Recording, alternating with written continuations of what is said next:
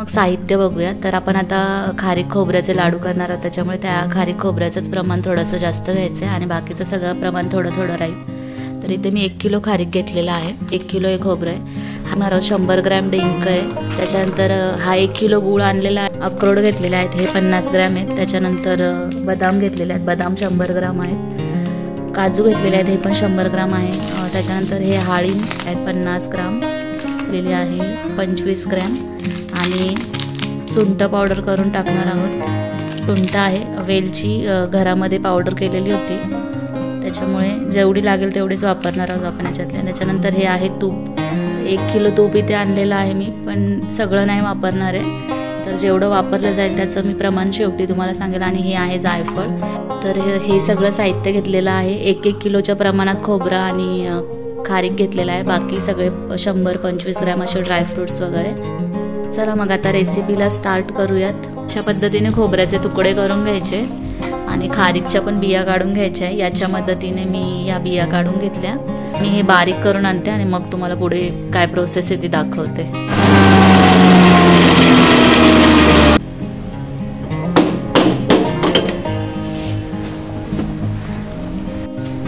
अशी powder ready आहे. थोडंसं तूप टाकलेलं आहे, काजू टाकून घेतले, त्याच्यानंतर बदाम टाकून घेतले, हे अक्रोड आहे, या भाजून घ्यायचे गोल्डन रंगावरचे.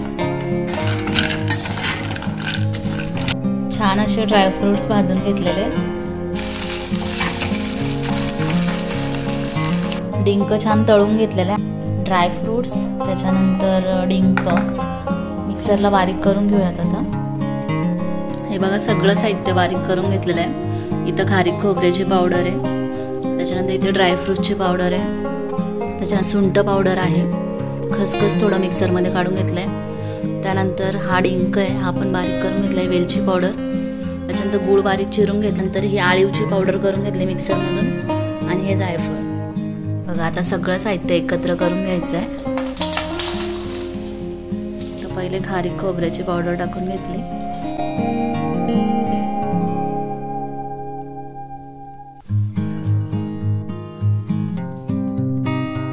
सगळं साहित्य व्यवस्थित मिक्स करून घ्यायचं, जीव व्हायला पाहिजे. त्यासाठी असं घमेला वापरायचं आहे आणि सोपं पडतं. 1 किलो खोबरं आणि 1 किलो खारीक घेतलं होतं, त्याच्या प्रमाणात 1 किलो गूळ वापरणार आहोत. असं गूळ चिरून घ्यायचं आहे. तर हे 1 किलो आहे, आपण याच्यातला अर्धा किलो तूप घेणार आहे. काढून घेतलं, आता त्याला गरम करायला ठेवूयात. तूप गरम झालंय, याच्यामध्ये आता आपण गूळ टाकून घेऊया. अशा पद्धतीने पाक करायचा आहे. आपल्याला जराही पाण्याचा वापर करायचा नाही याच्यामध्ये, फक्त हा गूळ विरघळवायचा आहे बस. बघून घ्या, अशा पद्धतीने गूळ वितळवून घ्यायचा आहे फक्त. ही टीप हे लक्षात ठेवा आणि अशाच पद्धतीने करा, तरच लाडू चांगले होतील. गूळ पूर्णपणे विरघळलेला आहे. अशा प्रकारे आपल्याला गूळ विरघळवून घ्यायचा. अजिबात खडे वगैरे राहता कामा नये आणि जास्त उकळवायचं सुद्धा नाहीये. त्याच्यामध्ये आपण ओतून घेणार आहोत. छान असं मिक्स करून घ्यायचंय. मिक्स करायला घेतलंय. थोडं गार झालं की गूळ थोडं घट्ट व्हायला लागतं, मग पटापट वाळायचं.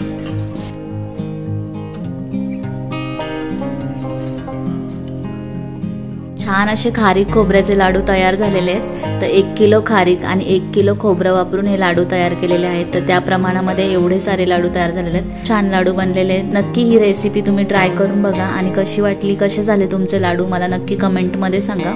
व्हिडिओ आवडला असेल तर व्हिडिओला लाईक करा, शेअर करा, चॅनलला सबस्क्राईब केला नसेल तर सबस्क्राईब करा. भेटूया एका नवीन ब्लॉगमध्ये. तोपर्यंत सर्वांनी आपली काळजी घ्या. Bye bye.